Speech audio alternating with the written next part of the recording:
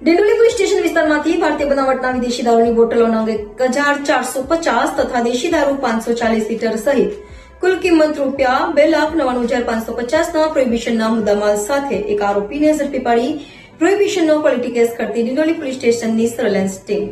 ડિંડોલીમાં પોલીસનો સપાટો, 3 લાખનો દારૂ ઝડપાયો, એક આરોપીની ધરપકડ.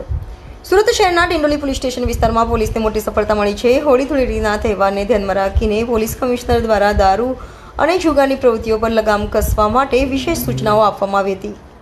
જેના ભાગરૂપે ડિંડોલી પોલીસ સ્ટેશનની સર્વેલન્સ ટીમે બાતમીના આધારે દરોડો પાડીને ભારતીય બનાવટના વિદેશી દારૂની 1450 બોટલો અને 540 લીટર દેશી દારૂ જપ્ત કર્યો છે.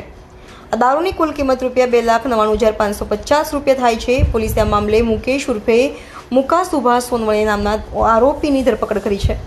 જ્યારે મુકેશ દિલીપભાઈ પાટીલ નામના અન્ય એક આરોપીને વોન્ટેડ જાહેર કર્યો છે. પોલીસ દ્વારા આ મામલે વધુ તપાસ હાથ ધરવામાં આવી છે.